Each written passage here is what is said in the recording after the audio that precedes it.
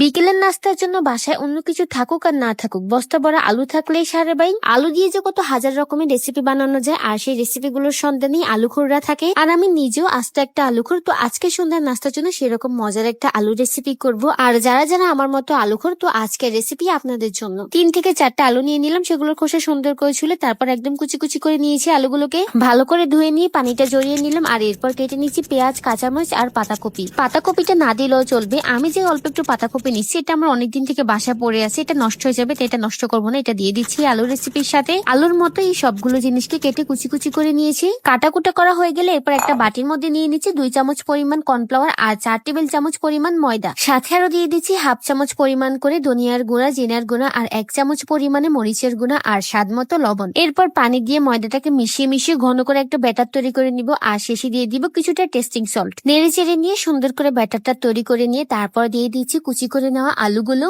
আর এক এক করে এরপর দিয়ে দিচ্ছি পাতাকপি কুচি, পেঁয়াজ, কাঁচামরিচ কুচি। সুন্দর গ্রানের জন্য কিছুটা ধনিয়া পাতা দিয়ে দেওয়া যায়, তবে আমার হাতের কাছে ছিল না, যার জন্য আমি দিতে পারিনি। তো এগুলো সবগুলো সুন্দর করে মাখা হয়ে গেলে এরপর চুলার মধ্যে একটা পাইপেন বসিয়ে তার মধ্যে দিয়ে দিলাম অল্প পরিমাণে তেল। এটা বাজে ডুবো ডুবো তেল লাগবে না, সামান্য পরিমাণ তেলের মধ্যে এগুলোকে ভেজে নিব।